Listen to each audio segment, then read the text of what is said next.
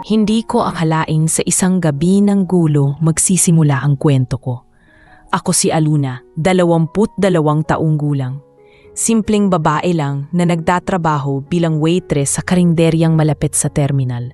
Sa araw-araw na lumilipas, ang gusto ko lang ay makapag-ipon kahit kaunti para sa gamot ng kapatid kong may hika. Tahimik akong tao, maaga pumapasok at laging umiiwas sa gulo. Pero minsan, kahit gaano mo iwasan, hinahatak ka ng tadhana sa sitwasyong di mo hiniling. Gabi iyon ng maulan na Sabado. Katatapos ko lang maglinis ng mesa at magbilang ng kita nang marinig ko ang sigawan sa labas ng karinderya. May nagsuntukan sa kalsada, mga lasing galing sa bar sa tapat. Napasugod ang mga pulis para awatin pero sa kaguluhan, may isang babae na natumba at ako ang nahatak ng isa sa mga lasing. Sa sobrang gulat ko, napasigaw ako at nang dumating ang mga pulis, akala nila tasabwat ako. Bago ko pa maipaliwanag, may malamig ng posas na nakakapit sa aking pulso. Dinala ako sa presinto. Wala akong magawa kundi umiyak. Hindi ko alam paano ipapaliwanag sa kanila na dumaan lang ako ron. Sa gilid ng maliit na opisina, nakaupo ako sa bangkong bakal habang pinagmamasdan ang mga taong dumarating at lumalabas. Ang mga ilaw ay mapuputla at ang amoy ng kape at sigarilyo ay halatang nanatili sa hangin. Isang oras akong walang imik, hanggang sa bumukas ang pinto at pumasok ang isang lalaking nakaitim na suit, may dalang briefcase at may kumpiyansang aura na agad nagpakalma. Nakaayos ang buhok, may suot na relo na siguradong di ko kayang bilhin kahit ipunin ko ang sahod ko buong taon. Lumapit siya sa desk ng opisyal at marahan pero matigas ang boses. Ako si Attorney Lance Mercado. Nandito ako para ayusin ang kaso ni Franco Villena, sabi niya. Narinig ko ang pangalan at doon ko lang naalala na isa sa mga lasing na nagkagulo ay anak ng mayor. Kaya pala may abogado agad. Habang inaasikaso niya ang papeles ng kaibigan, napansin niyang umiiyak ako sa gilid. Lumapit siya, bahagyang yumuko at marahang nagsalita. Miss, anong kaso mo? Napayuko ako. Wala po akong kasalanan, sir. Nadamay lang po ako. Sinulyapan niya ang opisyal na nasa mesa at nagtanong, may ebidensya ba kayo laban dito? Narinig kong nagkamot ng ulo. Sir, nandoon siya sa lugar ng gulo at may saksi raw. Saksi? O haka-haka? Malamig pero matatag ang tono ni Attorney Lance. Kinuha niya ang papel sa mesa, tiningnan saglit, tapos ibinalik. Pakilinis niyo po ang record ng dalagang ito. Walang basihan ang pagkakaaresto. Wala rin kayong pwedeng ikulong kung walang malinaw na ebidensya. Tahimik ang lahat. Hindi ko alam kung bakit niya ginagawa iyon. Pero ang mga salitang binitiwan niya ay parang liwanag sa dilim ng gabing iyon. Maya-maya, tinanggal ng pulis ang posas ko at sabing, pwede ka nang umuwi. Hindi ko pa rin magawang makagalaw. Para akong nananaginip. Salamat po, mahinang sabi ko. Tumingin siya sa akin, bahagyang ngumiti. Ingat ka sa pag-uwi, Alina. Doon ako napatigil. Marahil nakita niya sa dokumento, pero sa paraang sinabi niya iyon, may lambing, may malasakit, parang matagal na niya akong kilala. Bago siya umalis, may iniabot siyang calling card. Kung sakaling may kailangan kang tulong, tawagan mo ako. Pero sana wag na sa presinto ulit, biro niya. Napangiti ako kahit pilit.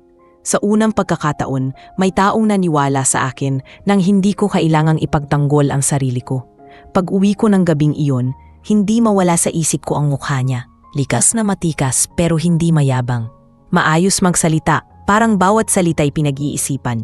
Sa totoo lang, parang imposible na magkita pa kami ulit. Sa gulong nangyari, sino ba naman ako para maalala niya? Isa lang akong ordinaryong babae. Samantalang siya halatan sanay sa mundo ng mga taong may kapangyarihan at karangyaan. Ngunit kahit ganon, may kung anong kakaibang pakiramdam na naiwan sa akin. Parang may pinto na binuksan sa pagitan ng dalawang mundong hindi dapat magtagpo. Kinabukasan, bumalik ako sa karinderya at nagpatuloy sa trabaho. Pero sa tuwing maririnig ko ang salitang abogado, bigla siyang pumapasok sa isip ko. Para bang may alaala na ayaw kong pakawalan. Hindi ko alam kung tadhana lang ang naglaro o kung talagang may dahilan kung bakit dumating siya sa gabing iyon. Basta ang sigurado ko, sa gabing dinala ako sa presinto, doon nagsimula ang kwento ng isang dalagang karinderya at isang bilyonaryong abogado. Isang kwentong hindi ko pa alam kung saan hahantong, pero alam kong hindi ko na kayang kalimutan. Kinabukasan, maaga akong pumasok sa karinderya. Pagod pa rin ako sa nangyari kagabi, pero kailangan kong magtrabaho. Habang nag-aayos ako ng mesa, hindi ko maiwasang maalala ang mukha ng lalaking tumulong sa akin, si Attorney Lance Mercado. Para siyang eksenang hindi ko kayang kalimutan, mula sa paraan ng pagkakatingin niya hanggang sa kumpiyansang dala niya sa presinto. Hindi ko alam kung bakit ako apektado, pero may kung anong init sa dibdib ko tuwing naaalala ko ang tinig niya. Sa totoo lang, iyon ang unang pagkakataon na may tumulong sa akin ng walang hinihinging kapalit. Tahimik akong nagtrabaho buong araw. Pagdating ng gabi, umuulan na naman. Nakatambay ako sa labas habang nakasilong sa trapal ng karinderya. Hawak ko pa rin ang calling card na iniabot niya. Ilang beses ko na itong gustong itapon, pero tuwing gagawin ko, may bumubulong sa isip ko na itago na lang. Baka sakaling kailanganin ko. Habang pinagmamasdan ko ang ulan, may isang lalaking bumaba mula sa itim na sasakyan sa kabilang kanto. Nakapayong siya at marahang naglakad papunta sa direksyon ko. Hindi agad ako tumingin, pero nang marinig kong may boses na tumawag, "Alina," napalingon ako. Si Lance iyon, basa ang balikat sa ulan, pero may ngiti pa rin sa labi. Napahawak ako sa dibdib ko sa gulat. "Sir, anong ginagawa niyo rito?" Tanong ko, halatang hindi makapaniwala. Numiti siya at sumagot, "Naalala ko kasi yung karinderyang binanggit mo kagabi. Sabi mo dito ka nagtatrabaho. Na-curious lang ako kung totoo." Natawa ako ng mahina. "Totoo po, sir. Eto, ako nga po yung waitress dito." Umiling siya. "Had mo na akong tawagin, sir." "Lance na lang." Napayuko ako. Hindi sanay na ganito kasimple kausap ang isang taong alam kong mayaman at kilala sa propesyon. Pero ang hirap siguro ng trabaho mo, sabi niya bigla. "Hindi naman po masyado," sagot ko. "Sanayan lang din, tsaka kailangan para sa kapatid kong may sakit." Tumango siya, may bakas ng simpatiya sa mata. "Ganun talaga, minsan, kailangan lang natin kumapit sa kung anong meron tayo." Napangiti ako ng bahagyak. "Kayo po, sir, Lance, parang di niyo naman kailangan kumapit. Mukhang hawak niyo na lahat." Tumawa siya ng mahina. Parang may bigat sa tawa. "Akala mo lang, kahit sino, kahit gaano kayaman, may kakapitan pa rin kapag nawalan ng dahilan." Hindi ko agad naintindihan ang ibig niyang sabihin. Pero ramdam ko, may lalim sa mga salitang iyon. Inanong niya kung ilang taon na ako, anong pangarap ko, at kung bakit hindi ako nagpatuloy sa kolehiyo.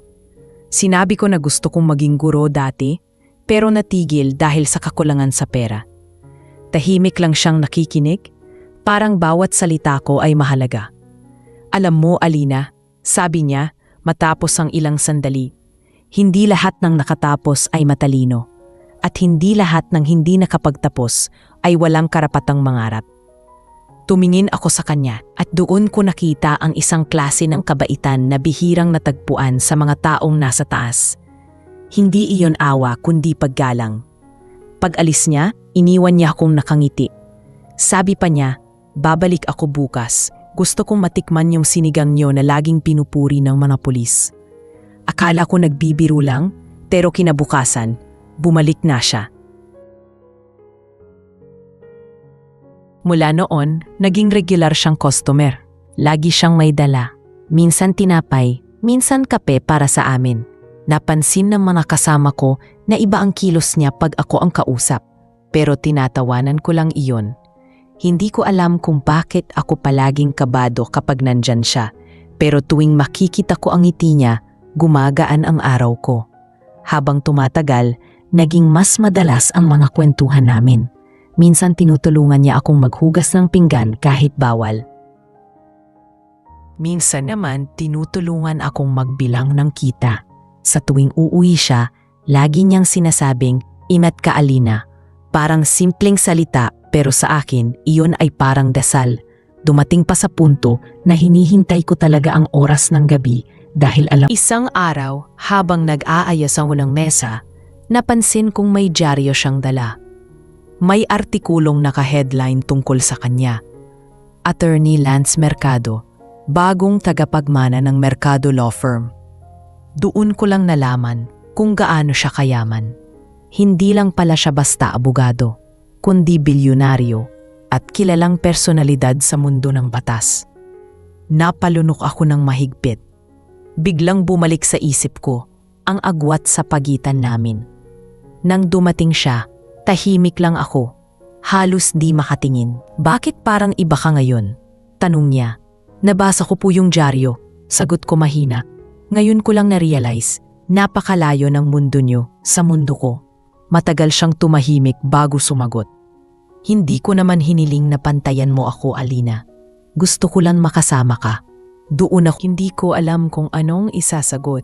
Sa loob ng ilang segundo, para akong natulala. Ang tanging nasabi ko lang, hindi ko po alam kung kaya kong pumasok sa mundong ganyan. Tumayo siya, marahang lumapit at sinabing, "Hindi mo kailangang pumasok sa mundo ko, Alina. Ako na lang ang lalapit sa mundo mo." At sa sandaling iyon, nagsimula nang magbago ang lahat. Lumipas ang ilang araw matapos ang gabing iyon. Hindi na rin nawala sa isip ko ang sinabi ni Lance na siya mismo ang lalapit sa mundo ko. Sa una, inakala kong biro lang iyon. Pero kinabukasan, habang nag-aayos ako ng mesa sa karinderya, dumating siya ulit na yon, nakasuot lang ng simpleng polo at jeans, malayo sa anyo niyang kagalang-galang na abogado. Napangiti ako nang makita ko siya. "Akala ko may hearing ka raw mayon?" tanong ko. "Meron sana," sagot niya sabay ngiti. "Pero mas gusto ko makinig sa kwento mo habang kumakain ng turon." Natawa ako pero sa loob-loob ko, hindi ko maintindihan kung bakit may ganitong klaseng tao.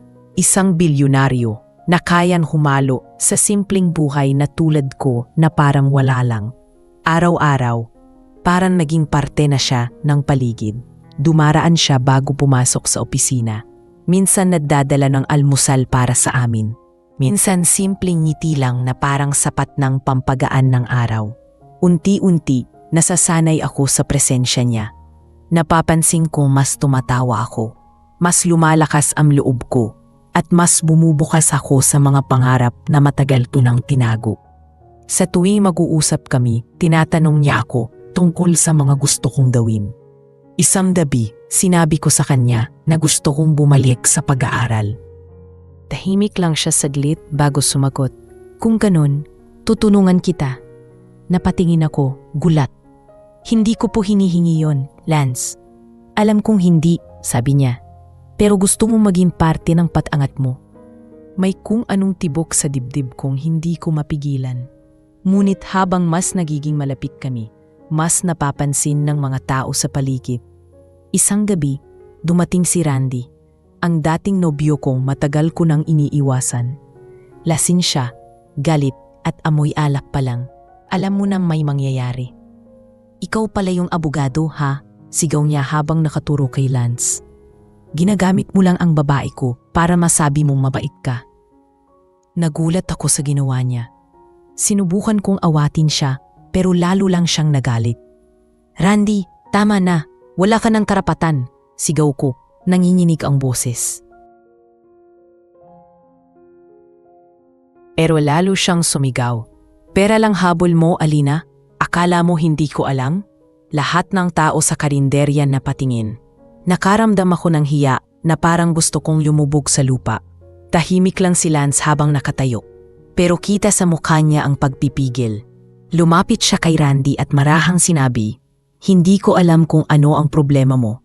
Pero kung may respeto ka pa, aalis ka ngayon." At kung hindi, sabat ni Randy sabay tulak sa kanya.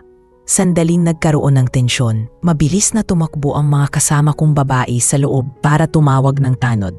"Kung hindi," sagot ni Lance, Ako na mismo ang aalis. Hindi ako nakikipagsabayan sa taong lasing. Pagkasabi niya niyon, kinuha niya ang coat niya at tumingin sa akin. Alina.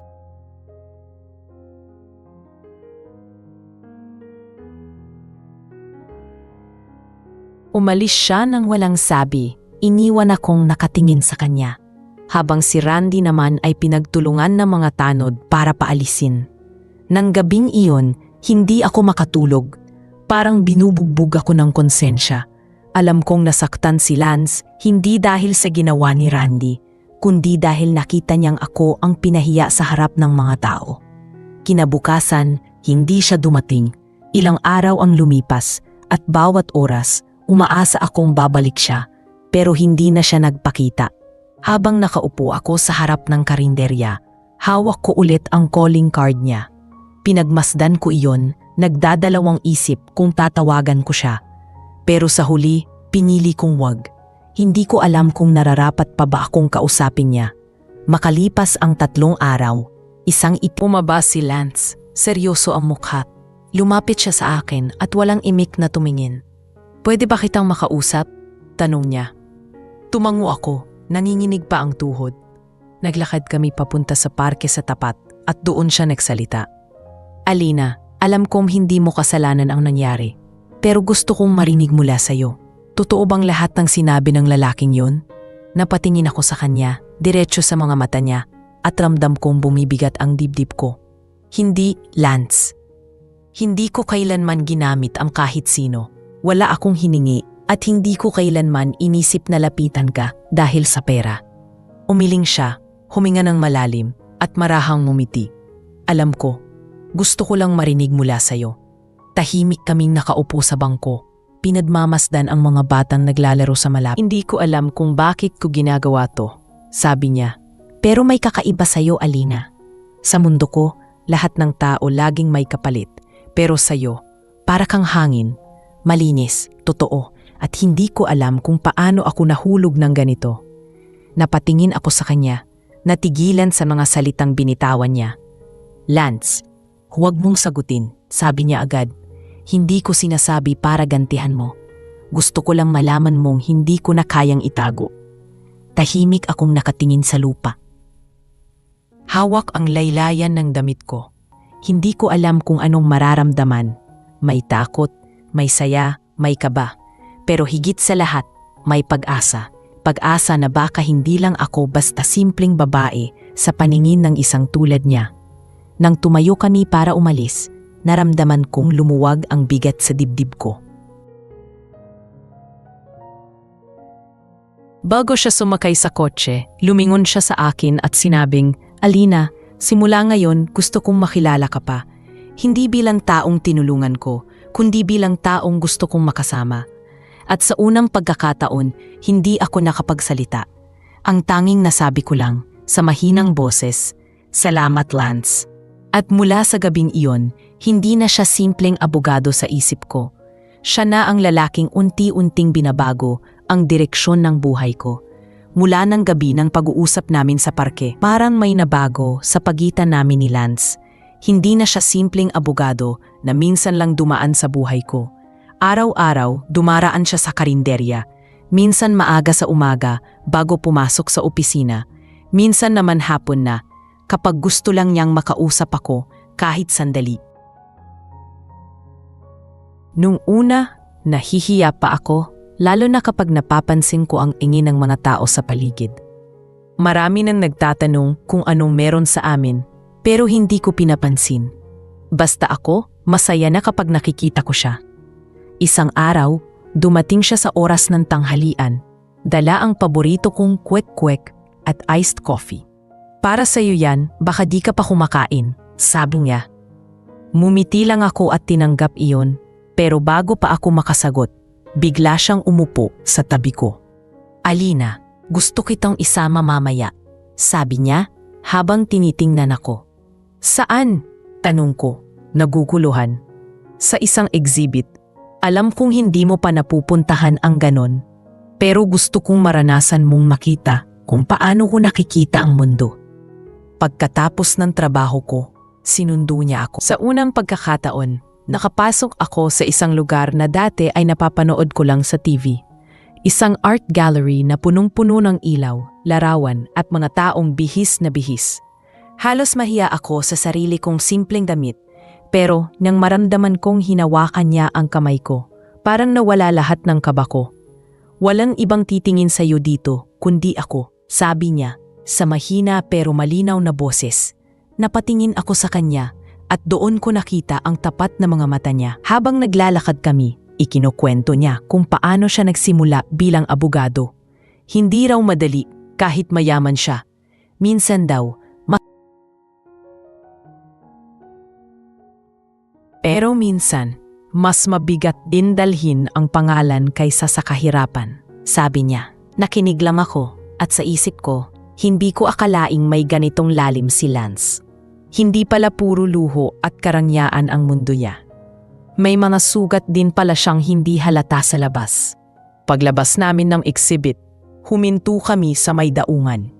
Doon kami bumili ng fishball at taho. Ang mga tao sa paligid nagulat nang makita siyang kumakain sa ganoong lugar. Pero siya, parang walang pakialam. Bakit parang sanay ka rito? Tanong ko sabay tawa. Kasi mas totoo dito, sagot niya. Dito ko lang nararamdaman na hindi ako kailangang magpanggap. Walang papel, walang kaso, walang titulo. Ako lang. Tahimik akong nakatingin sa kanya at sa sandaling iyon, naramdaman kong mas malalim pa pala ang koneksyon namin kaysa sa inakala ko. Ngunit hindi rin nagtagal, naramdaman ko ang mga mata ng ibang tao sa paligid. May mga nagkakatinginan, may nagpipicture ng palihim. Alam kong balang araw kakalat din ang mga litrato naming magkasama. Naramdaman ko ang takot, hindi para sa akin, kundi para sa kanya. Alam kong iba ang mundo niya at kapag nalaman ng mga taong kilala siya, siguradong magiging usapan kami. Kaya nang ihatid niya ako pauwi, naglakas loob akong magsalita. Lance, hindi mo kailangang gawin lahat to para sa akin. Alam kong magkaiba tayo. Ayokong dumating sa punto na pagsisihan mo to. Tumigil siya sa Alina, bakit mo laging iniisip kung sino ka sa mundo ko? Hindi mo kailangang ipaliwanag ang halaga mo. Alam mo bang sa tuwing kasama kita, doon ko lang nararamdaman na normal akong tao. Napalunok ako, hindi ko alam kung anong isasagot. Hindi ko alam kung anong ginawa ko para. Hindi mo kailangang may gawin, putol niya. Minsan, may mga taong dumarating lang para iparamdam sa atin na kaya pa nating magmahal ng totoo. Ganon ka sa akin. Pagka-uwi ko, hindi ako makatulog. Paulit-ulit sa isip ko ang mga sinabi niya. Gusto kong maniwala pero may takot pa rin sa puso ko. Alam kong habang tumatagal, mas lalalim pa ang nararamdaman ko para sa kanya. Pero mas lalaga rin ang panganib na masaktan. Kinabukasan, habang abala ako sa karinderya, may dalawang babaeng suot ng magagarang damit na pumasok. Akala ko customer lang, pero lumapit sila sa akin at isa sa kanila ang nagsabing, "Ikaw ba si Alina?" Tumango ako, medyo nabulat. "Kami ang mga kaibigan ni Lance Mercado," sabi ng isa. May halong ngiti, pero may paninita ang tingin. "Ang bilis mong nakahanap ng paraan ha? Dati palang waitress ka lang." Napatigil ako. Hindi ko po alam ang sinasabi nyo. Halata naman, pero magaling ka ah. Paano mo siya napaikot? Sabat ng isa pa, sabay tawa. Hindi ko alam kung ano ang mararamdaman ko, kahihiyan, galit o takot. Pero bago pa ako makasagot, dumating si Lance. Halata sa mukha niyang alam na ang nangyayari. "Aalis na kayo," malamig niyang sabi sa mga babae. Tumahimik sila, pero bago umalis, isa sa kanila ang nagsabi, "Lance, pinapahiya mo ang sarili mo." Pagkaalis nila, lumapit siya sa akin, hawak ang balikat ko. "Pasensya ka na, Alina. Hindi ko alam na aabot sa ganito." Tumango lang ako, pero ramdam kong nanginginig ang kamay ko. "Hindi ko alam kung kakayanin ko to, Lance," sabi ko sa pabulong na tinig. Masakit marinig yung mga salita nila. "Huwag mong isipin yon," sagot niya. "Ang importante, Alam natin kung ano ang totoo. Pero ikaw, nasisira ang pangalan mo dahil sa akin. Ngumiti siya. Pilit pero totoo.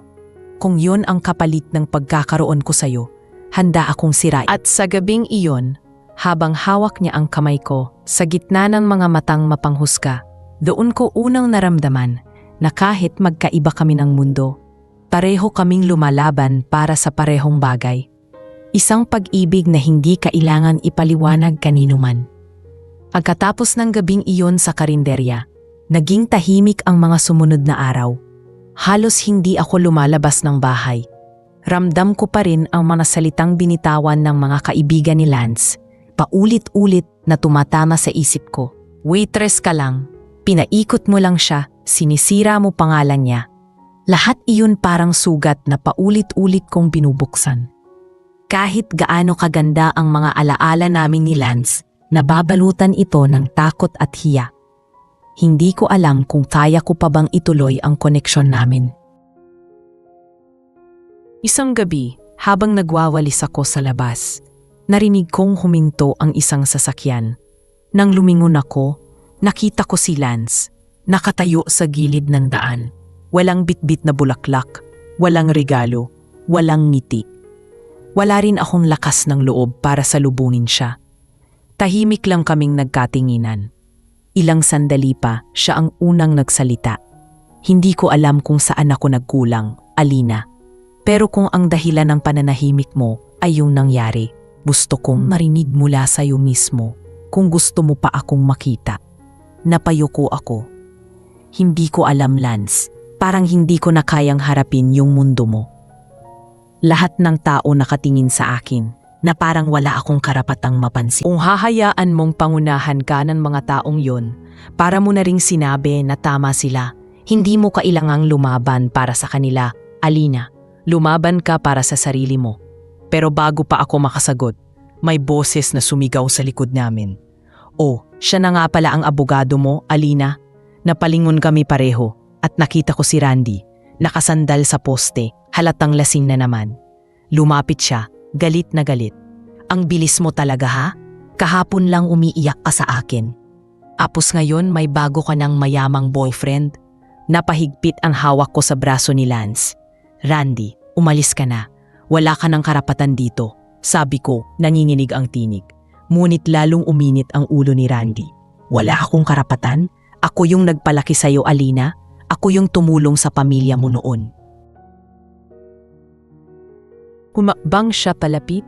Halos abutin na ako pero agad siyang hinarang ni Lance. Umalis ka na, malamig niyang sabi. Hindi mo alam ang pinagdadaanan namin kaya wag mong dagdagan. At ikaw, sabat ni Randy, pinuturo siya. Akala mo makukuha mo lahat sa pera mo? Hindi mo siya kilala. Nagpapagamit lang yan sa'yo. Bigla kong naramdaman ang kirot sa dibdib. Lahat ng sinabi niya, parang mga tinik na sumaksak sa puso ko. Tama na, Randy, sabi ko mahina, pero hindi siya tumigil. Hindi mo ba nakikita, Alina? Niloloko ka lang yan. Mabilis ang sumunod na pangyayari. Narinig ko ang kalabog ng bote sa semento. Tapos ang sigaw ng mga tao sa paligid. Nabitawan ni Randy ang hawak niyang bote nang makitang pinagtulungan siyang awatin ng mga barangay tanod. Si Lance, tahimik lang, pero baka sa mukha ang galit na pinipigilan. Dalhin niyo na yan sa presinto, sabi niya sa mga tanod. Habang nilalayo si Randy, humingi siya ng tawad. Alina, hindi ko sinasadya, mahal pa rin kita. Pero hindi ko na siya pinakinggan nang kami na lang ni Lance ang naiwan. Tumingin siya sa akin, mahigpit ang pagkakahawak sa kamay ko. Ayokong maulit to. Hindi mo dapat pinoproblema ang mga taong hindi marunong rumispeto. Mula ngayon, ako na bahala. Huwag, Lance, agad kong sabi. Ayokong palalain pa to. Baka mas lumaki lang ang gulo. Hindi ito gulo, Alina. Ito ay tungkol sa pagprotekta sa'yo. Hindi ko kayang may manakit sa'yo. Kahit sa salita lang. Umuwi ako ng gabing iyon na mabigat ang loob. Hindi ko alam kung ano mas matimbang, ang takot sa sinasabi ng mga tao o ang kagustuhang huwag mawala si Lance. Alam kong mahal na mahal ko na siya, pero natatakot akong mahalin siya ng buong buo. Hindi dahil hindi siya karapat-dapat, kundi dahil baka ako ang hindi sapat. Kinabukasan, hindi siya agad dumating. 3 araw akong walang balita sa kanya. Naging aligaga ako, pero ayokong magpakita ng kahinaan. Hanggang isang hapon, may pumaradang sasakyan sa harap ng karinderya. Isang lalaking hindi ko kilala ang bumaba, may dalang sobre. "Miss Alina Santos?" tanong niya. Tumango ako at iniabot niya ang sulat. Galing kay Attorney Mercado.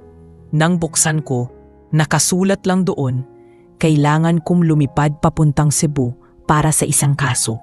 Huwag mong isipin na iniiwas. Sa oras na matapos ito, babalik ako, huwag kang mawawala. Napahawak ako sa dibdib ko. Hindi ko alam kung bakit napaluha ako. Parang bigla akong nakaramdam ng takot na baka yun na ang huling sulat niya. Bawat araw na lumipas, sinusubukan kong ituloy ang normal kong buhay. Pero sa bawat kliyenteng dumadaan, sa bawat tasa ng kape, sa bawat lalaking nakasuit na dumaraan sa tapat, siya ang laman ng isip ko. 1 linggo, 2 linggo, 3 linggo ang lumipas. Hanggang isang gabi, habang nagsasara kami ng karinderya, may dumating na itim na sasakyan. Bumaba si Lance, pagod, may eye bags. "Hindi ko kayang hindi," sagot niya. "Ikaw ang gusto kong balikan, Alina." Pagkatapos ng ilang linggo ng pag-aalala, naramdaman ko ulit ang kapayapaan. Pero sa likod ng saya, alam kong mas marami pang pagsubok ang darating. Dahil ang ganitong klaseng pagmamahal, yung pagitan ng dalawang magkaibang mundo, ay hindi laging tinatanggap ng lahat. Ngunit habang magkahawak kamay kami sa ilalim ng mga ilaw ng karinderya, alam kong hindi na ako nag-iisa, kahit saan humantong ito. Alam kong pareho kaming handang lumaban. Pagkatapos ng muling pagkikita namin ni Lance, mas naging maayos ang lahat. Sa unang pagkakataon, ramdam kong tahimik na ang paligid. Parang matapos ang mahabang unos, may araw nang sumisilip sa pagitan ng mga ulap. Madalas kaming magkita. Minsan pagkatapos ng trabaho niya, dumadaan siya para kumain sa karinderya. Minsan naman, sinusundo niya ako sa bahay para maglakad-lakad lang. Hindi na siya nagdadala ng mamahaling regalo o bulaklak gaya ng dati. Sapat na raw sa kanya ang makita akong nakangiti. At sa totoo lang, iyon na rin ang gusto ko. Simplicity, kapayapaan. Pero kahit anong subok kong kalimutan ang mga masasakit na salita noon, ramdam kong may mga matang patuloy na nakatingin sa amin. Sa social media, may lumabas pang larawan naming magkasama sa daungan. Ipinost ng isang taong hindi ko kilala. May mga komento na puro panlalait. Tinawag akong umaakyat ng estado, naghahanap ng kasal sa pera at manggagamit. Pinilit kong huwag pansinin, pero sa gabi, habang nakahiga, hindi ko mapigilang umiyak. Hindi ko masabi kay Lance kasi alam kong marami na siyang iniisip. Pero parang dahan-dahan akong nauubusan ng lakas. Isang araw, pagkatapos ng mahaba kong shift, dumaan siya sa karinderya. Napansin niyang matamlay ako. "Alina, may problema ba?" tanong niya. "Wala naman," sagot ko, pilit nang umiti. Pero hindi siya nakumbinsi. Umupo siya sa harap ko at marahang nagsabi, "Hindi mo kailangan magpanggap. Alam kong may bumabagabag sa'yo." Huminga ako ng malalim bago ko siya tiningnan. "Lance, minsan naiisip ko baka malito. Baka hindi talaga ako dapat sa mundo mo. Hindi ko kaya yung mga taong humuhusga sa likod natin."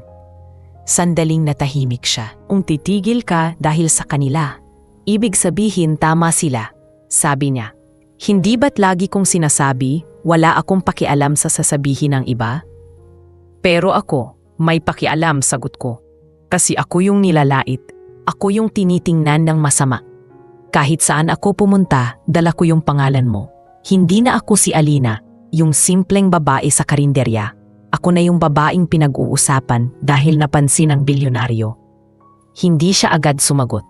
Tumayo siya at marahang humakbang palapit sa akin. "Alina, gusto kong maintindihan mo na hindi ko piniling mahalin ka dahil sa gusto ko ng tahimik. Pinili kong mahalin ka dahil sa'yo, sa kabutihan mo, sa tapang mo. Hindi mo kailangang baguhin yung sarili mo para lang makasabay sa akin. Ako ang dapat matutong lumakad sa takbo ng buhay mo. Ramdam ko ang panginginig sa boses niya. Pero Lance, sagot ko, paano kung dumating ang araw na mapagod ka? Paano kung isang umaga, maisip mong mas mabuti kung wala ko? Ngumiti siya, pero bakas sa mga mata ang lungkot. Kung dumating man yun, ikaw pa rin ang pipiliin kong hanapin. Hindi ko alam kung bakit, pero napaiyak ako sa mga salitang yun. Hinawakan niya ang kamay ko at sinabi, simula ngayon, hayaan mong ako naman ang magpakita ng mundo ko sa'yo. Hindi para ipagyabang, kundi para maintindihan mong hindi mo kailangang matakot dito. Ilang araw matapis noon, inimbitahan niya akong sumama sa isang pagtitipon. Isang charity dinner na pinamumunahan ng law firm nila. Kinabahan ako, pero dahil sa pangungulit niya, ipinahiram niya pa sa akin ang damit na galing sa anyang kapatid na babae. Isang simpleng itim na gown na hindi sobrang magarbo. Nang gabing iyon, sumama ako sa kanya. Pagpasok namin sa malawak na bulwagan, ramdam ko agad ang bigat ng mga tingin. Ang mga babae nakangiti pero mapanuri. Ang mga lalaki tahimik pero halatang nagtatanong sa sarili kung sino ako. Relax, bulong ni Lance habang hawak ang kamay ko. Huwag kang matakot. Tumango lang ako at pinilit kong ngumiti. Habang tumatagal ang gabi, unti-unting lumuwag ang pakiramdam ko. Nakikipagkwentuhan siya sa mga kasamahan niya at ipinapakilala niya ako ng buong kumpiyansa. Ito si Alina, sabi niya, ang babaeng nagpapatawa sa akin sa mga araw na gusto ko ng Hindi ko akalaing ipapakilala niya ako sa ganoong paraan. Pero hindi lahat natuwa. Habang nasa hapag kami, may isang lalaking lumapit. Si Arthur, kasamahan niya sa law firm. Lance, hindi ka namin madalas nakikitang may kasama. Ngayon lang yata, sabi nito, may ngiting pilit. Magandang gabi po, bati ko, pero hindi siya tumugon sa akin. Maganda ka pala, Alina, sabi niya. Sayang, kung hindi lang siguro. Arthur, putol ni Lance sa malamig na tono. Walang sayang kung alam mong tama. Tumahimik si Arthur at doon ko lang napagtanto na hindi lahat ng nasa paligid niya ay talagang kaibigan. Pagkatapos ng event, habang naglalakad kami palabas, inanong ko siya, hindi ka ba nahihirapan na ipaglaban ako sa mga taong ganyan? Sagot niya, minsan, oo.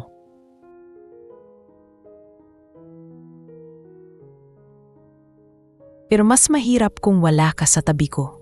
Habang nakasakay kami sa sasakyan pauwi, tinitigan ko siya.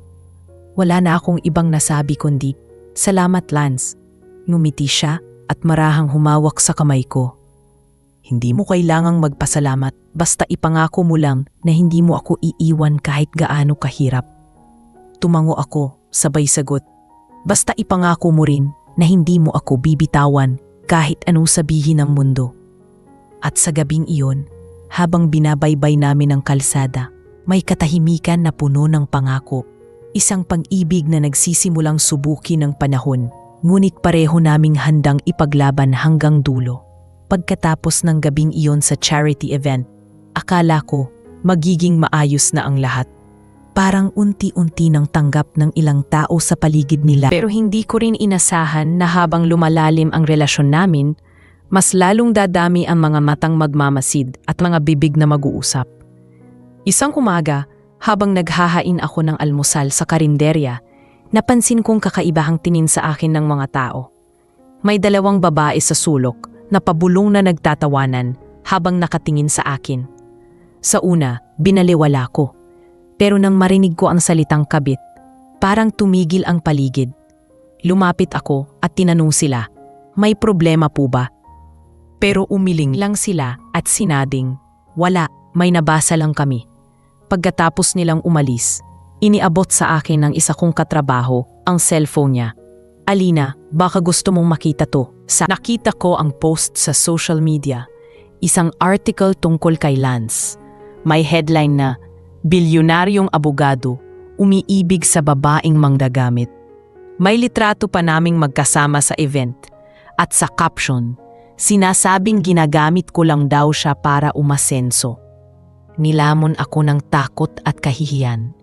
Kinagabihan, tinawagan ko si Lance. Pero hindi ko alam kung paano sisimulan ang usapan. Nakita ko yung post, sabi ko. Hindi ko alam kung anong gagawin. Tahimik siya sandali bago sumagot. Alina, huwag mong basahin yung mga yon. Lahat ng lumalaban sa sarili nilang kalayaan, pinupuna ng mundo. Alam kong masakit, pero sanayin mo na ang puso mo. Ako ang bahala sa lahat. Pero Lance, sagot ko, tinatawagan sila ng mga kakilala sa probinsya. Sinasabihan silang nakisawsaw ako sa buhay ng mayaman. Hindi na ako makatulog sa mga sinabi nila. Kinabukasan, dumating siya sa karinderya. Hindi na siya nakasuot gaya ng dati. Nakasuot lang ng simpleng polo at pantalon. Nang makita ko siya, halos gusto ko nang umiyak.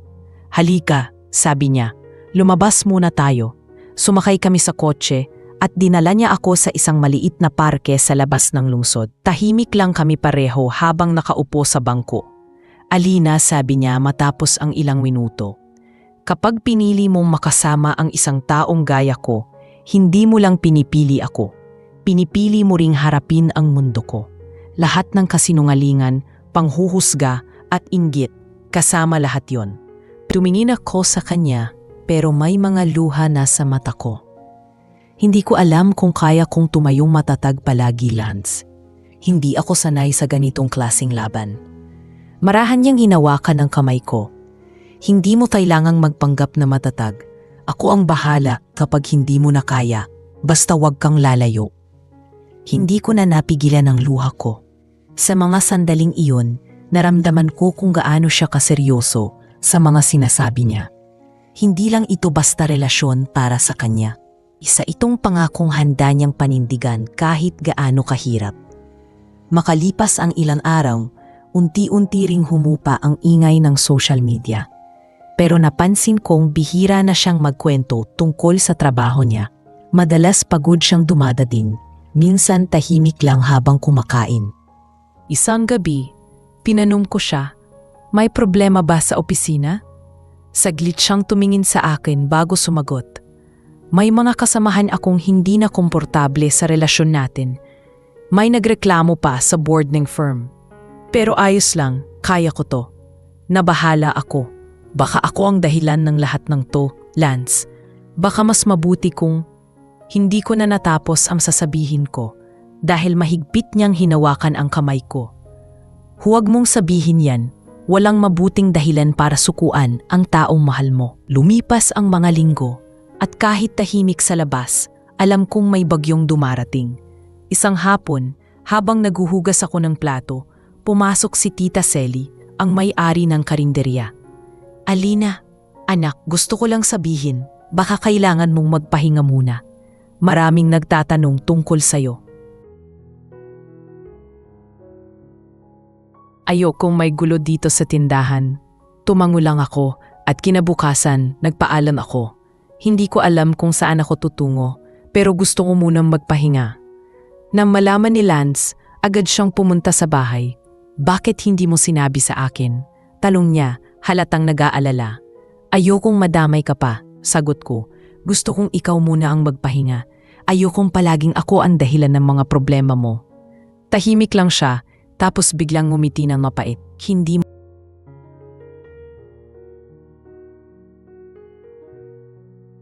Isa lang siyang lalaking handang ipaglaban ako kahit buong mundo pa ang kalabanin niya. Pero sa likod ng mga pangakong iyon, alam kong may mga darating pang mas mabibigat na pagsubok. Mga bagay na hindi kayang takasan ng kahit pinakamamahal na tao.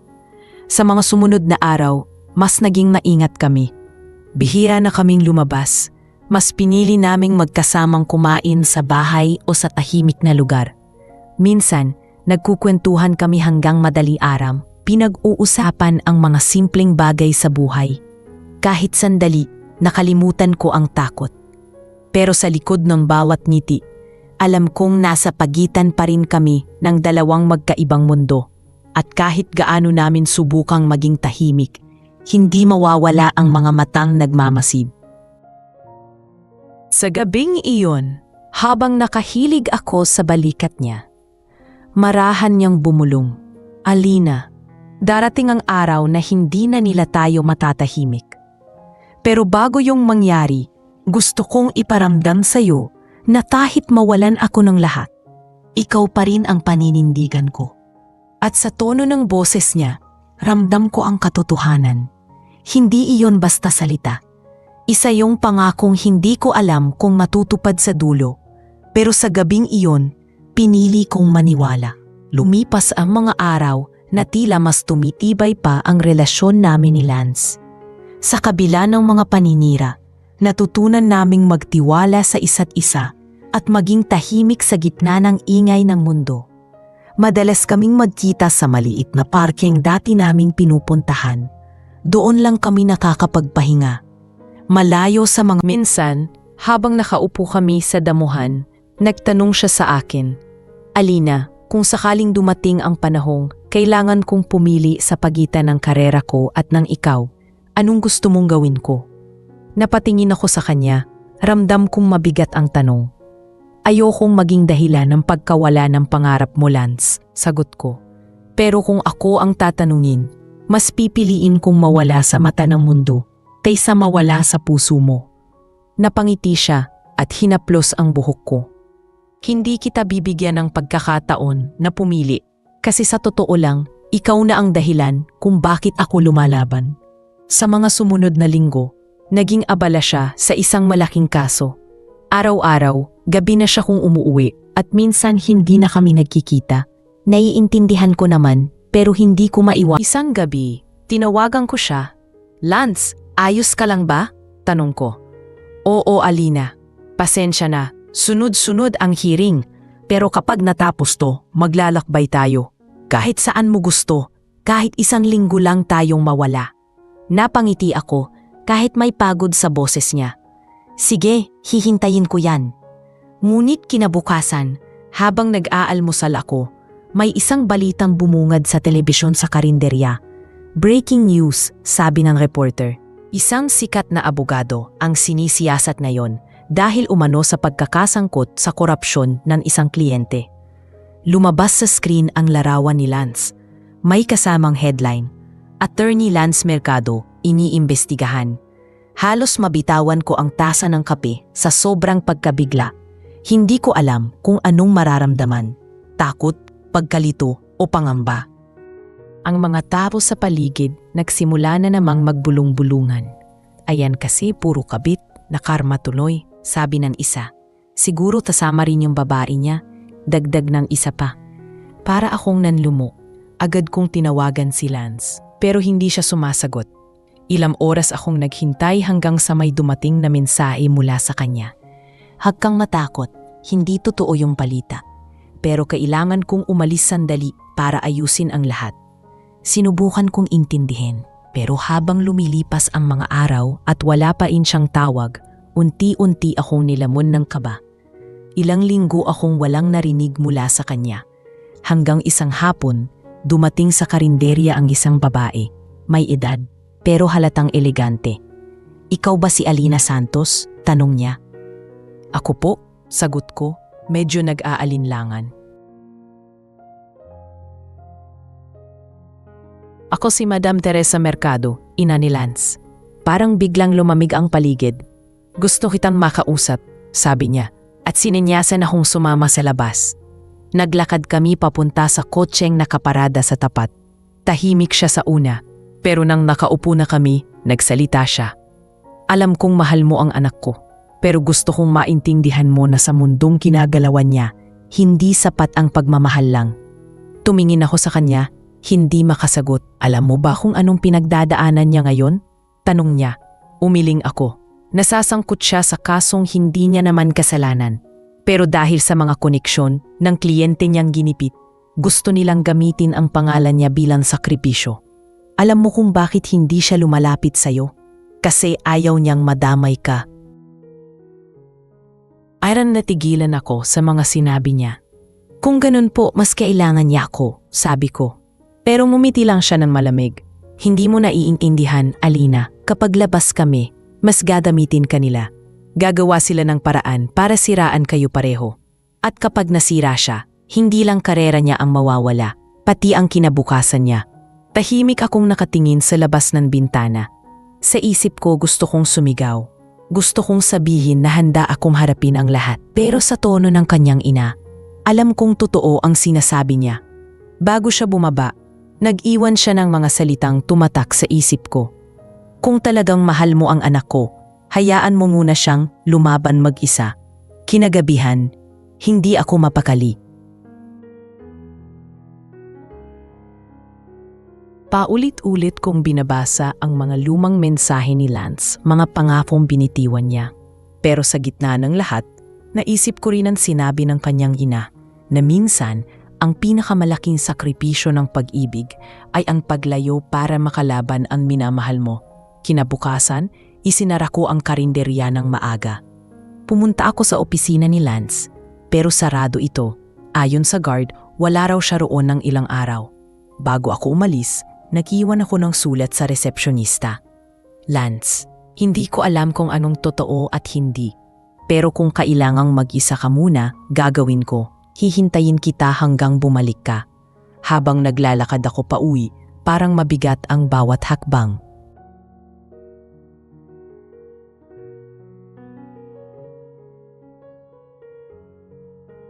Hindi ko alam kung kailan ko siya muling makikita, pero alam kong sa likod ng lahat ng ingay, sa gitna ng mga maling paratang at paghusga ng mundo, ang puso ko ay tapat pa rin sa kanya. At kahit sa katahimikan, sigurado akong pareho kaming lumalaban sa magkaibang paraan pero para sa iisang dahilan, pag-ibig. Lumipas ang 3 linggo mula nang huli kong makita si Lance. Araw-araw, pareho lang ang ginagawa ko. Gigising, magtatrabaho, uuwi, at iiyak sa katahimikan ng gabi. Hindi ko alam kung nasaan siya o kung kumakain ba siya ng maayos. Ang alam ko lang, bawat umaga, may parte sa akin na umaasang bigla siyang darating sa karinderya, kasing ngiti ng dati. Dala ang paborito kong kwek-kwek at kape. Pero walang dumadating, walang tawag, walang mensahe. Parang biglang nawala ang lahat. Isang hapon, habang nag-aayos ako ng mesa, may 2 lalaking pumasok sa karinderya. Nakabarong sila, formal at seryoso ang itsura. Miss Alina Santos? Tanong ng isa. Ako po, sagot ko. Galing kami sa opisina ni Attorney Mercado. Gusto ka raw niyang makausap tungkol sa isang kaso. Nanlaki ang mga mata ko. Si Lance? Nasaan siya? Nasa korte po ngayon. Pero gusto niyan personal mong dalhin itong mga dokumento sa kanya mamayang hapon. Iniabot nila sa akin ang sobre. At bago pa ako makapagtanong, umalis na sila. Pag-uwi ko, pinagmasdan ko ang sobre. Hindi ko alam kung dapat ko ba itong buksan. Pero may nakasulat sa labas. Para kay Alina lamang. Binuksan ko ito. At sa loob ay may mahabang liham. Nakasulat sa kamay ni Lance. Alina, alam kong naguguluhan ka at nasasaktan. Pasensya na kung pinili kong lumayo nang walang paalam. Pero kailangan kong ayusin ang lahat bago ko ulit harapin ang buhay kasama ka. Hindi ko kayang dalhin ka sa gitna ng kaguluhan. Sa mga darating na linggo, mas marami kang maririnig na masakit tungkol sa akin. Huwag kang maniniwala sa lahat ng iyon. Hindi ako perpekto. Pero totoo ang pagmamahal ko sa'yo. Kapag natapos ito, babalik ako. Hanggang sa araw na iyon, sana maniwala ka pa rin sa akin. Hindi ko napigilang umiyak. Ang bawat salita, parang may bigat na bumabalot sa dibdib ko. Nilagay ko ang liham sa dibdib ko at bulong kong sabi, hihintayin kita. Kinabukasan, maaga akong bumiyahe papunta sa korte. Hindi ako sigurado kung papayagang pumasok ang isang katulad kong ordinaryo lang. Pero gusto ko lang siyang makita kahit saglit. Sa labas pa lang, dami na ng media. May mga kamera, may mga reporter na nagtatalakayan. Abogado, sinasabing nakatanggap ng suhol mula sa isang negosyanteng may kaso sa tax evasion, sabi ng isa. At nang lumabas si Lance, napuno ang paligid ng mga flash ng kamera. Nakasuot siya ng itim na suit. Seryoso ang mukha. Pero nang sandaling magtagpo ang mga mata namin, sandaling lumambot ang tingin niya. Parang gusto niyang lumapit, pero alam kong hindi pwede. Pagkatapos ng ilang minuto, lumapit sa akin ang isa niyang kasamahan, si Attorney Ramos. Miss Alina, ako ang tumutulong kay Lance sa kaso niya. Alam kong gusto mong malaman ang totoo. Inipit siya ng mga taong may mataas na koneksyon. Sinisisi siya sa kasalanang hindi naman niya ginawa. Napahawak ako sa bibig ko. Bakit hindi siya lumalaban? Lumalaban siya, sagot ni Ramos. Pero pinipili niyang tahimik. Ayaw niyang masangkot ka. Pag-uwi ko, ramdam ko ang bigat ng sitwasyon. Habang naglalakad ako sa makipot naming kalye, may mga taong nakatingin na naman sa akin. Yung iba, nagbubulungan. Yung iba, direktang nagsasabing, ayan yung babae ng abogadong nadawit sa kaso. Parang ang bawat hakbang ko ay may kasamang kahihiyan. Pero sa kabila ng lahat, hindi ko kayang galit kay Lance. Mas nangibabaw ang awa. Awa dahil pinili niyan mag-isa sa laban na dapat magkasama kami. Lumipas ang ilang linggo at sa wakas, isang gabi, may kumatok sa pinto ko. Nang buksan ko, nandoon siya. Maputla, pagod pero buhay. Nakatitig lang siya sa akin, tila hindi makapagsalita. Alina, iyon lang ang nasabi niya bago mo siya niyakap ng mahigpit. Akala ko hindi ka nababalik. Sabi ko, umiiyak. Hindi ko kayang hindi, sagot niya. Pag-upo namin sa loob, ikingwento niya ang lahat. Totoo, may mga taong gustong sirain ako. Ginamit nila yung kliyente ko para palabasing may kinuha akong pera. Pero ngayon, malapit na akong makalaya. Nasa korte na yung ebidensya at gusto kong ikaw ang unang makaalam. Lance, sabi ko, bakit hindi mo ako pinayagang tumulong? Dahil mahal kita, sagot niya, at ayokong masira ka dahil sa gulo ko. Habang nagsasalita siya, ramdam ko ang pagod at lungkot sa bawat salitang lumalabas sa bibig niya. Pero sa kabila ng lahat, nandoon pa rin ang tapang at determinasyon. Alina, sabi niya, kapag natapos to, gusto kong simulan natin ulit. Hindi na bilang abogado at waitress, kundi bilang dalawang taong pantay. Parehong lumaban at parehong tumayo. Hindi ako nakasagot agad. Hinawakan ko lang ang kamay niya. Hindi ko kailangang hintayin matapos to para magsimula ulit, Lance, sabi ko. Kasi kahit kailan, hindi ko naman tinigilan ang paniniwala sa'yo. Tahimik kaming nagyakap.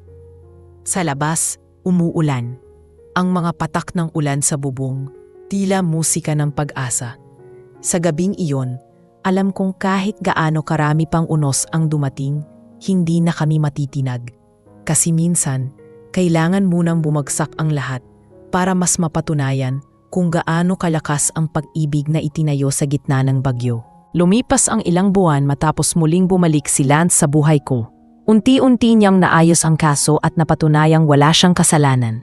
Pinawalang sala siya ng korte at muli niyang nabawi ang pangalan na halos wasakin ng mga kasinungalingan. Sa araw ng kanyang paglaya, dumagsa ang mga mamamahayag sa labas ng korte, ngunit sa gitna ng ingay ng mga kamera at mikropono, ako lang ang hinanap niya. Paglabas niya ng pinto, diretso siyang naglakad papunta sa akin. At sa harap ng lahat ng tao, niyakap niya ako ng mahigpit. Wala siyang pakialam sa mga matang nakatingin. Sa yakap niyang iyon, alam kong tapos na ang mga gabing walang pahinga at ang mga araw ng walang katiyakan. Natapos na, Alina, mahina niyang sabi habang yakap pa rin ako. Tapos na. Ramdam ko ang paghinga niyang mabigat, halatang napuno ng pagod ang kanyang mga balikat, pero sa ngiti niyang iyon, alam kong handa na siyang magsimulang muli. Sa mga sumunod na araw, parang bumalik ang liwanag sa paligid namin. Naging mas madalas siyang bumisita sa karinderya, hindi na bilang kliyente, kundi bilang taong bahagi na ng mundong iyon. Minsan makikita mo siyang naglilinis ng mesa o tumutulong maghugas ng pinggan, habang ang mga tao sa paligid ay unti-unti nang natututo na tanggapin ang hindi karaniwang pagsasama naming dalawa. Ngunit kahit pamaayos na ang lahat, ramdam kong may lungkot pa rin sa mga mata niya. Isang gabi habang naglalakad kami pauwi, tinanong ko siya, "Lance, sigurado ka bang ayos ka na? Parang may bumabagabag pa rin sa'yo." Tumingin siya sa langit, tahimik sandali bago sumagot, "Ayos na ako, Alina. Pero alam kong marami pa akong kailangang baguhin. Hindi ko kayang ibalik sa dati ang lahat ng nawala, pero alam kong kaya kong bumuo ng panibago." Pagkatapos ay ngumiti siya at marahan niyang hinawakan ang kamay ko. "Kasama ka roon." Dahil sa mga nangyari, mas naging tahimik ang buhay namin. Pinili naming iwasan muna ang mga mata ng publiko. Araw-araw, maaga pa lang ay nasa karinderya na siya. Hindi para magpakitang tao, kundi dahil doon niya raw nararamdaman na may kabuluhan ulit ang ginagawa niya. "Alam mo, Alina," sabi niya minsan habang nag-aayos ng upuan, "noong una kitang makilala, akala ko awa lang ang naramdaman ko. Pero ngayon, alam kong iyon pala ang unang senyales na unti-unti na akong natututong mahalin ng totoo." Napangiti ako at doon ko lang napagtanto kung gaano kami nagbago pareho. Isang umaga, may pumasok na lalaki sa karinderya. Nakasuot siya ng simpleng damit pero halatang hindi taga roon. Nang magtagpo ang mga mata nila ni Lance, parang nagulat silang pareho. Lumapit ang lalaki at nagsabing, "Lance, ikaw pa rin pala ang abogadong hindi natitinag." Napatingin ako kay Lance at agad niyang ipinakilala ang lalaki. Si Attorney Ramon Cruz, dati kong kaklase. Isa siya sa mga tumulong sa akin habang nakakulong ako. Nagkamayan kami at pagkatapos ay umupo sila sa mesa. Habang nagkakape, naririnig ko ang usapan nila tungkol sa mga kaso, tungkol sa bagong proyektong balak ni Lance, ang pagbibigay ng libreng serbisyong legal para sa mga mahihirap na hindi kayang magbayad ng abogado. Nang matapos ang pag-usap nila, lumapit ako at tinanong siya, "Sigurado ka bang gusto mong gawin yan? Ang laki ng responsibilidad." Tumango siya, "Kung hindi ko gagawin, para saan pa yung lahat ng pinagdaanan ko? Alina, marami akong nakitang inosenteng nakakulong dahil walang kakayahang ipagtanggol ang sarili nila. Gusto kong tulungan sila at gusto kong ikaw ang kasama ko." Halos hindi ako makapaniwala sa narinig ko. "Ako?"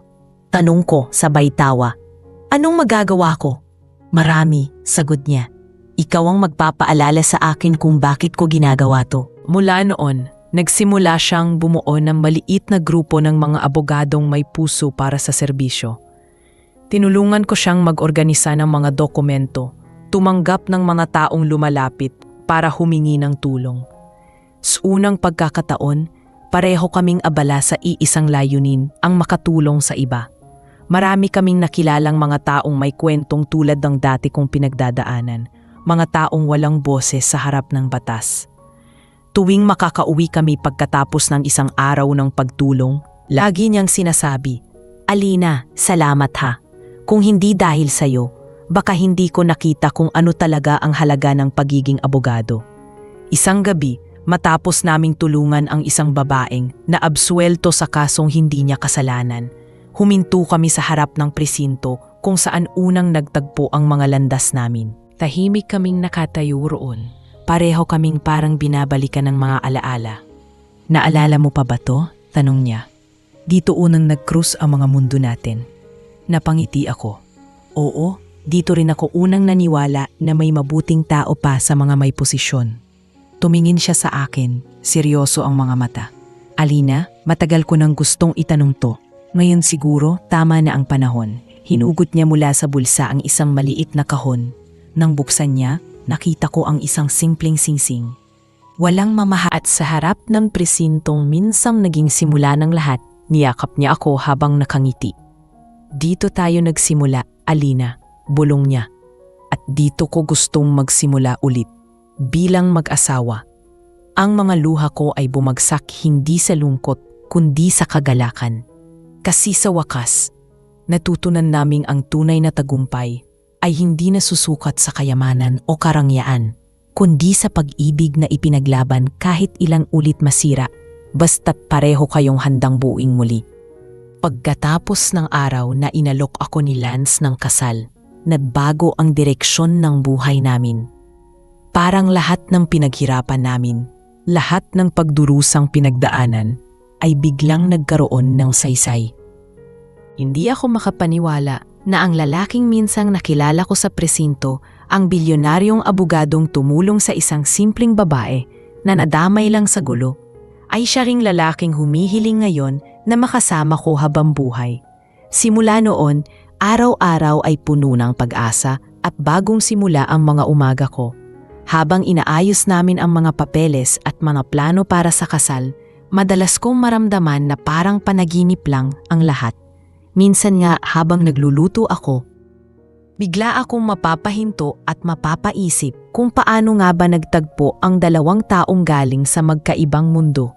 Si Lance, kahit abala sa kanyang proyektong nagbibigay ng libreng tulo legal sa mga maihirap, ay palaging naglalaan ng oras para sa akin. Isang gabi, habang nag-aayos kami ng mga dokumentong kailangang ihain para sa mga kliyente niya, bigla siyang napahinto at tumingin sa akin. "Alina," sabi niya, "naaalala mo ba kung paano tayo nagsimula? Minsan iniisip ko kung hindi kita nakita sa presinto, baka iba ang buhay ko ngayon." Napangiti ako. "Siguro magiging mas payapa," biro ko. Tumawa siya ng mahina. "Hindi siguro. Kasi kahit payapa, hindi ako magiging buo.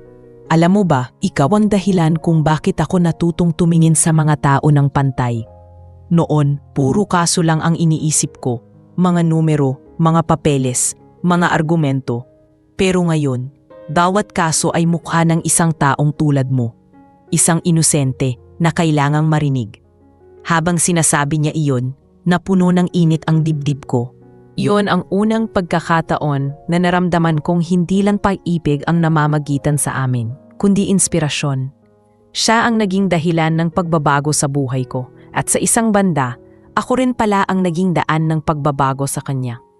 Lumipas ang ilang linggo at dumating ang araw ng kasal. Sa maliit na simbahan sa tabi ng dagat, nagtipon ang ilang malalapit naming kaibigan, pati ang ilang pamilya at kliyenteng tinulungan namin. Walang engrandeng dekorasyon, walang marangyang handaan. Simple lang, nandoon si Lance, nakatingin sa akin, may ngiting puno ng pag-ibig at katiyakan. Nang matapos ang seremonya at sabihing, "Ikaw na ngayon ang asawa ng abogadong yan," natawa ako habang yakap siya. "Hindi ko akalain," sabi ko, "na ang dating takot na babae sa presinto ay ganito ang magiging wakas." Sumagot siya, "Hindi ito wakas, Alina. Simula pa lang ito." Pagdatapos ng kasal, pinili naming hindi magpakasasa sa marangyang honeymoon.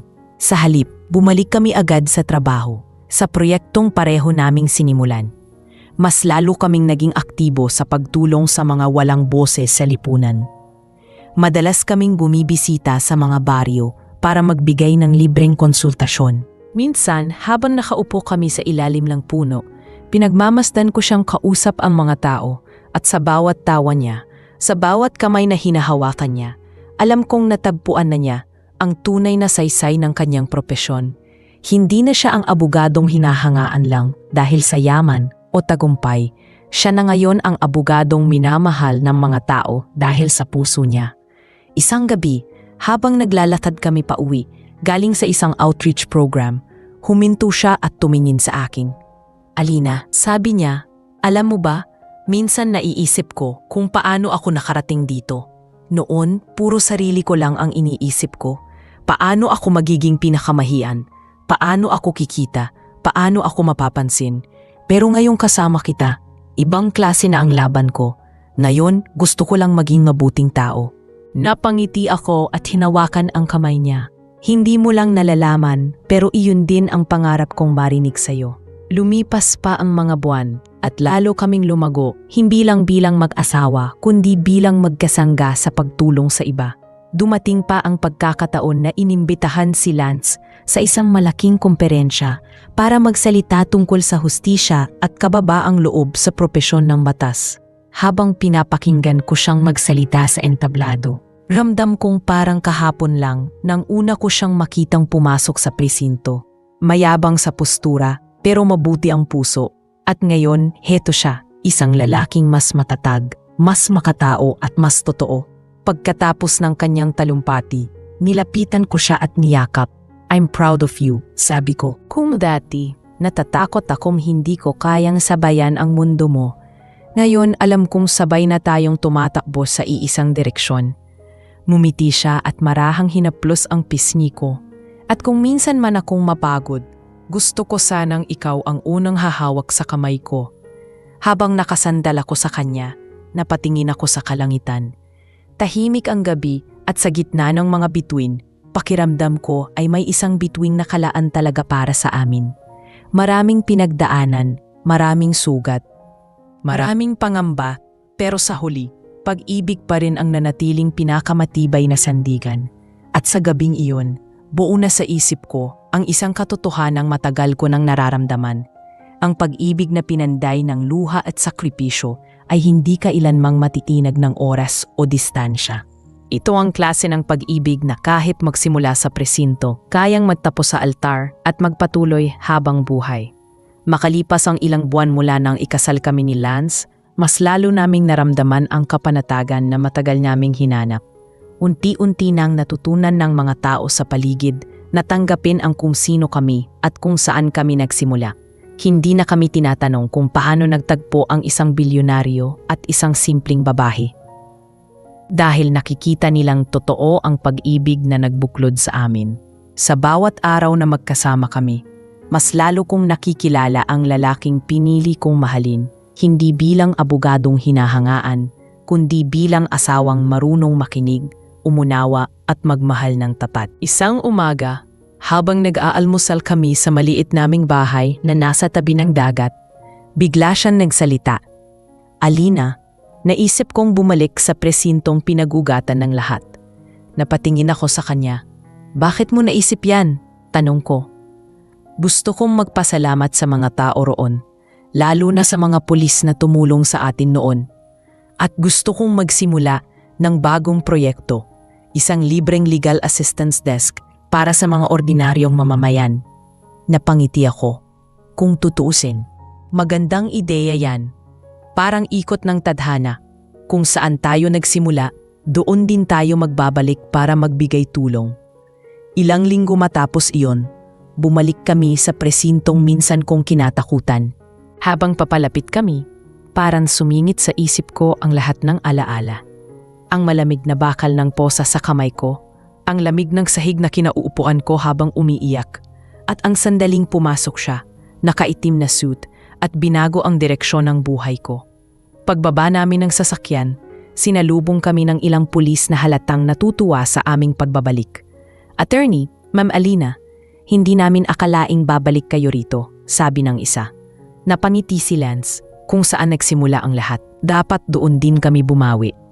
Nang ilunsad namin ang proyekto, maraming lumapit na ordinaryong tao, mga magulang na gustong ipaglaban ang mga anak nilang nasangkot sa maling kaso, mga manggagawang ninakawan ng karapatan, mga kababaihang pinipigilan magsalita. Si Lance, sa bawat taong lumalapit ay hindi lang abogado, isa siyang tagapayo, tagapakinig, at minsan parang tatay ng mga nawalan ng lakas ng loob. Pinagmamasdan ko siya habang kinakausap ang mga tao at hindi ko mapigilang mapangiti. Hindi ko maipaliwanag kung gaano ako ipinagmamalaki sa kanya.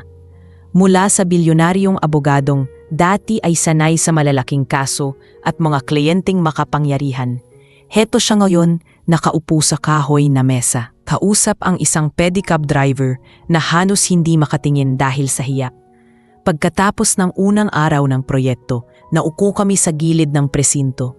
Hindi ko akalaing ganito pala kalalim yung mga kwento ng mga tao, sabi ko. Ang dami palang nawawala ng boses. Tumango siya. Oo. Pero habang may mga taong handang makinig, may pag-asa pa rin. Humawak siya sa kamay ko at ngumiti. Salamat, Alina. Kung hindi dahil sa'yo, baka hindi ko naisip na kaya kong magbago. Napatawa ako. Hindi mo kailangan magbago, Lance. Siguro kailangan mo lang maalala kung bakit ka nagsimula. Lumipas ang mga buwan at mas lumawak pa ang proyekto namin. Naging inspirasyon ito sa ibang abogado, kaya nagsimula silang gumawa ng sariling outreach programs. May mga panahong napapagod kami. Pero sa tuwing naiisip naming may natutulungan kaming tao, nawawala lahat ng pagod. Isang gabi matapos ang isang mahabang araw sa presinto, habang naglalakad kaming pauwi, bigla niyang sinabi, "Alina, gusto ko sanang magpatayo ng isang maliit na paaralan dito sa tabing dagat para sa mga batang anak ng mga pamilya nating tinutulungan." Napangiti ako at tumango. "Kung yan ang gusto mo, tutulungan kita. Para sa mga batang walang pagkakataon tulad ko dati." Makalipas ang ilang buwan, natapos ang paaralan. Tinawag ito ni Lance na Project Simula bilang simbolo ng panibagong pag-asa. Sa unang araw ng klase, dumagsa ang mga bata. Dala-dala ang gumunting bag at ngiti. Habang pinagmamasdan ko silang tumatakbo sa paligid, hindi ko mapigilang mapaluha. Lumapit si Lance sa akin. Hawak ang 2 tasa ng kape. "Bakit ka umiiyak?" Anong niya? "Kasi hindi ko akalaing aabot tayo rito," sagot ko. Mula sa isang maliit na karinderya, ngayon may paaralan na para sa mga batang nangangarap. Tahimik siyang tumingin sa akin at sabay-sabi, "Hindi ko to kayang gawing mag-isa. Hindi ko kaya kung wala ka." Hinaplos niya ang pisngi ko at idinugtong, "Alina, alam mo ba bakit kita minahal? Kasi sa'yo ko natutunan ang halaga ng isang tao ay hindi nasusukat sa kung ano ang meron siya, kundi sa kung ano ang kaya niyang ibigay." Habang magkahawak kamay kaming nakatayo sa harap ng paaralang itinayo namin, naramdaman ko ang hangin ng hapon, ang amoy ng alat ng dagat, at ang ingay ng mga batang masayang naglalaro. Sa sandaling iyon, napagtanto kong ito na ang buhay na gusto ko. Hindi marangya, pero puno ng kabuluhan. Ang dating bilyonaryong abogadong pinagtatawanan ng mga kasamahan niya dahil sa pagmamahal sa isang simpleng babae, ngayon ay mas respetado pa dahil sa kababaang loob at malasakit. At ako, ang dating takot sa presinto, ngayon ay asawa na ng lalaking minsan kong hinangaan mula sa malayo, at katuwang sa pagbibigay pag-asa sa mga taong tulad kong minsang nadapa. Sa bawat araw na lumilipas, alam kong hindi lang ako basta naging parte ng buhay niya. Ako ang naging dahilan kung bakit muli niyang nakita ang halaga ng pagiging tao. Sa dulo ng lahat, natutunan naming ang tunay na hustisya ay hindi lang nasusukat sa batas, kundi sa kabutihang ibinabahagi mo sa kapwa at sa pag-ibig na piniling manatili kahit ilang ulit kang hatakin ng mundo pabalik sa sakit. Ilang taon na ang lumipas mula nang maitayo namin ni Lance ang Project Simula. Sa pagdaan ng panahon, lumaki ito ng higit pa sa inaasahan namin. Mula sa isang maliit na paaralan sa tabing dagat, naging inspirasyon ito sa iba't ibang lugar sa bansa. Dumami ang mga voluntaryo, mga guro, at maging mga dating estudyante na ngayoy bumabalik para tumulong. Ang dating presinto na naging lugar ng aming unang pagkikita ay ginawang opisina ng proyekto. Sa tuwing napapadaan ako roon, hindi ko maiwasang maalala kung paano nagsimula ang lahat. Isang gabi ng gulo, isang pagkakakulong, at isang abogadong nagtiwala sa isang estranhera. Ngayon, magkasama na kaming humaharap sa mas malalaking laban, hindi bilang abogado at kliyente, kundi bilang mag-asawa at magkatuwang sa iisang layunin. Si Lance, sa bawat araw, ay mas lalo kong hinahangaan. Hindi na siya yung lalaking nakikita ko sa mga pahayagan, nakasuot ng mamahaling suit at nakaupo sa mga pagpupulong. Siya na ngayon yung abogadong marunong makinig sa mga bata, nakikipaglaro sa kanila pagkatapos ng klase, at marunong tumawa sa mga simpleng bagay.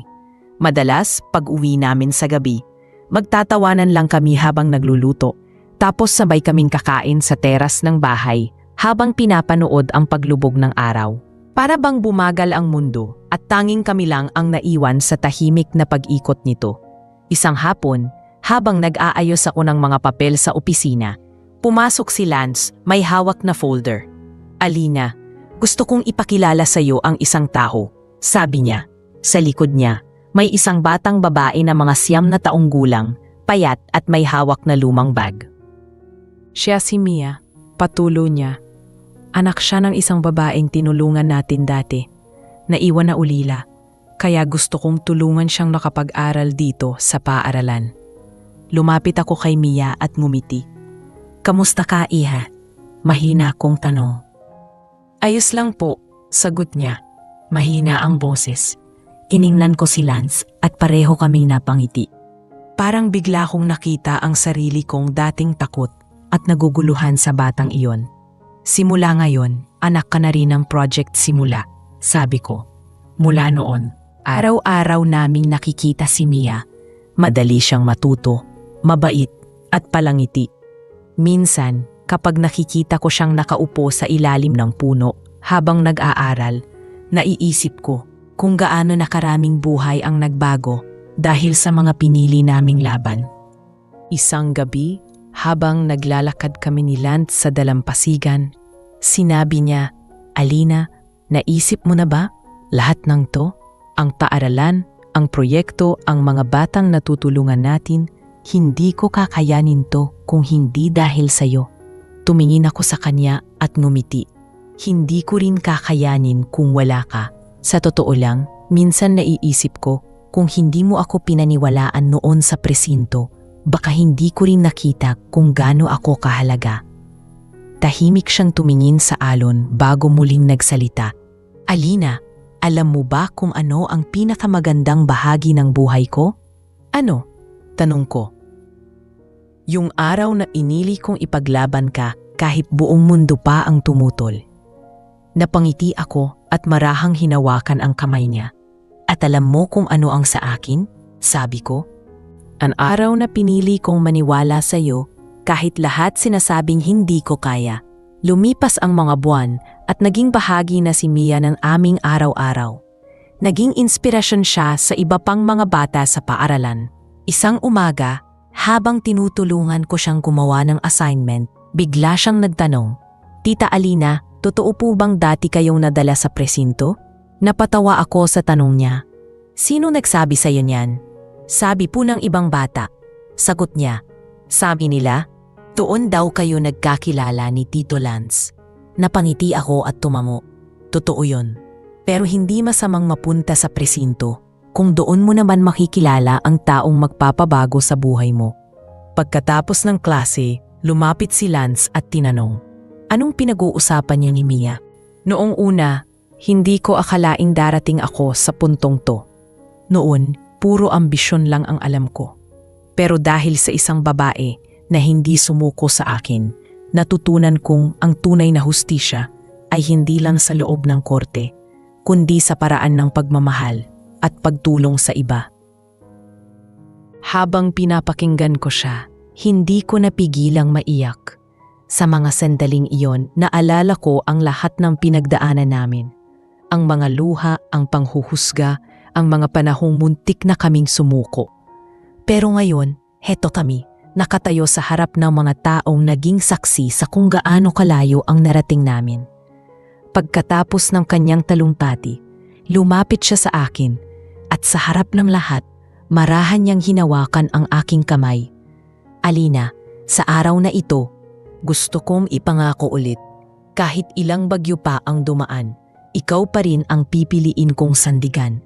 Tahimik akong ngumiti at sumagot. "At ako, kahit ilang beses pa tayong hatakin ng mundo pabalik, ikaw pa rin ang lalaking lalapitan ko." Habang tumutugtog ang musikang ginagamit noong kasal namin, nagyakapan kami sa gitna ng simbahan. Sa labas, naririnig ko ang halakhakan ng mga bata, ang ihip ng hangin at ang mga alon na humahampas sa pampang.